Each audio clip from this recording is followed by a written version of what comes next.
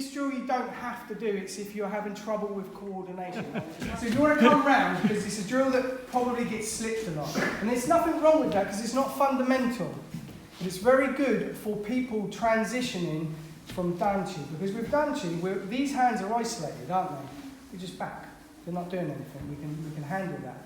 But for a complete beginner, just having his hands here while we play with this side can be really difficult. We're doing nothing with this side and something with this side.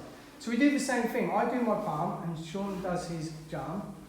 And then when he punches, I do tan. Because if I don't do tan, we're going to end up in this weird double Faan Sau thing. So do that again. 1, 2. But that's really easy this side. This is where we're focusing. So when I do that, Sean's looking for anything like this. Or any weird things I do with this. I might go like this. So you listen, you try to be completely quiet with this side, and then we roll once, and now we'll see on the other side. The habit that it really does destroy, if people have it, and it's not a habit in Chi Sau if you can already do Chi Sau, it's when you're just trying to do it. So imagine me and Sean are just starting to do Chi Sau and we're told to roll. We will do 2 elbows out. Elbow out, elbow out. It's because we can't have this thing about Faan Sau comes down and this one does nothing essentially. So we can't